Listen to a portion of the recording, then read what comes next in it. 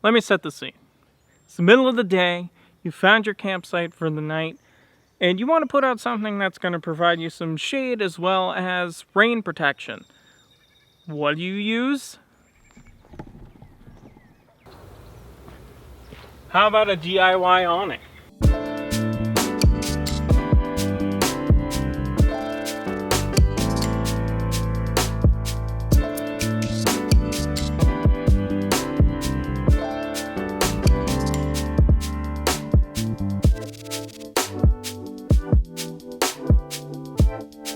Let's talk about it. What I did was I took 4 legs from a broken canopy, took off the legs, I took off the little bits that connected the scissor parts together and let those slide. I had to cut those off. I couldn't get the pegs out of the legs for those, but honestly, in my opinion, no big deal. I then went ahead and I bought some 1-inch box tubing that is about the same size as the legs. Box tubing, square tubing, whatever you want to call it, I bought it. And I used those for the cross member pieces. One that is permanently attached to the car that everything's based off of, and then one that is removable for easy pack away storage. Making sure that nothing goes to waste. The only thing that really goes to waste when it's set up is the gear ties, but the gear ties serve their purpose. The tarp is a red 8-foot by 10-foot heavy-duty tarp, which means that it's also waterproof, and I can confirm that this whole awning is waterproof because it has been set up and put away in torrential downpours. So I can confirm that it is waterproof. I stayed dry both times. Well, not putting it away, but it keeps you dry. Also, if you want to, and you're at a site where there might be trees, you can actually lift this flap up and use the bungees to secure it to a tree, and you can actually have an even longer awning. Now we're going to go ahead and set up the awning, which only takes a few minutes. First, we undo the tarp straps and take off our cover. That's a cover that my mom and I made out of Pro Tough laminate. It's like the same stuff that they make outdoor tablecloths out of, so it's nice and waterproof and definitely keeps the awning dry. Then we're going to remove the bungees and the gear ties that holds the awning together once all packed away, and extend our legs to its full length. Then we will undo these last few bungees and roll out our awning. It helps to roll it out underneath so the legs don't fall over. Our last crossbar is packed up inside the tarp, and then we take the tarp and throw it over the crossbar. It is a little wobbly, but it's more stable once we use the bungees to take the tension out, which we are doing now. When it's all fully set up, there's no wobble. Then we'll take our last couple of bungees and wrap up the tarp so it's not blowing around with that excess, and then we're done.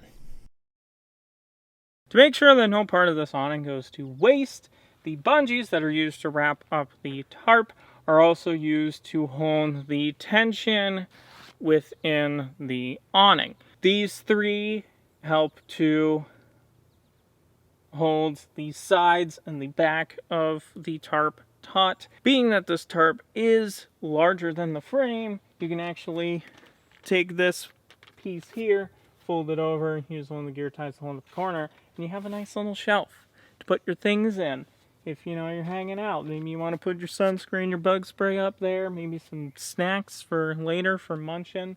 You can put stuff up on this shelf and use. And then also with this hook configuration, you could hang a light on the hooks. So, thought everything.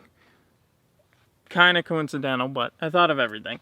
Now, with everything that may come DIY, there are pros, but then there are also cons. Some of the biggest cons are as follows. And I would say the biggest con is the tarp. Even though it is 8 by 10 feet, our frame is only 6 by 6, which means that with certain conditions, things don't line up correctly. The grommets that hold the tarp to the back side of the awning aren't really lined up correctly, so it's not really tight. So I think what I might do is I'll try to rearrange the tarp, and then of course what I can do is get a grommet kit, put grommets in the exact places that I need them, and I'll be a whole lot better off. And it'll make things easier. Another issue that I had with this was the paint job. So I painted all the metal parts black. The legs were originally white. However, due to this piece right here and the tab for it, paint came off of the legs really easily. If that white paint wasn't there, I wouldn't worry too much about it because you can barely see it. You could barely see it with the two square tubing pipes, but because they're white, the paint just rubbed off. They even cured for like 24 to 48 hours, and it's still just scraped a whole lot of the paint off. But that's what you get for using Krylon brand. The only issue was the Walmart that I went to only had Krylon. They didn't have Rust-Oleum, so I probably should have waited, but we now know for next time, it's rugged, it's going to get beat up, so, you know, it kind of looks like it's used, and then I use it a lot. Now we're going to pack the awning away, and basically what we're going to do is the inverse of what we did to set it up. So first we'll remove the bungees to relieve all the tension, and then we'll take the tarp off the frame, and then what we want to do is fold up that extra 2 feet of the tarp in, so that way it's the same length as the inner crossbar. We'll remove the outer crossbar and then clip our long bungees to it, just so that way it's all together. And then we'll, as we kind of like hold it out as far as we can to keep it nice and tight when we roll the tarp up. Sometimes it helps to have 2 people, but you can do it by yourself. It keeps it nice and small, so it's easier, you know, to be packed away. And then after we roll up our tarp, we're going to go ahead and fold up our legs, and we're going to use our gear ties to first close the legs up, and then we'll use 2 more gear ties to hold the legs together. And then we'll take some longer gear ties, as you can see now, to hold the whole awning together. Once we've done that, we're going to go ahead and put the cover on. Sometimes it takes a little bit to kind of work out the wrinkles. There's some things you have to kind of stretch the cover over to make it fit. But after you do that, you just go ahead and put the tarp straps on. All the tarp straps do is hold the cover on. There's really no other purpose for it. It does not hold the awning together at all. That is what the gear ties and the bungees are for. Once we've done this, we have a nice little packed up awning all ready to go. Look at that. Ready for the next adventure.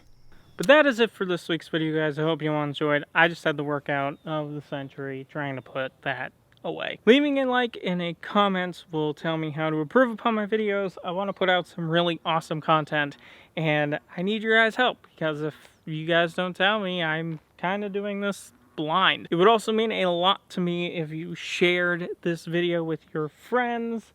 You might have some outdoorsy friends and they need an awning like this. This can work on any vehicle, whether it's a Subaru, a Jeep, a truck, whatever you off-road with. This will work as long as you have, you know, a roof basket. And you would be my very best friend. You'd be my bestest of friends if you went and subscribed. This has been Kyle, and I will see all of you in the next video. I do some sort of, you know what, I'm just gonna walk off. That's the transition. It's too hot. Oh.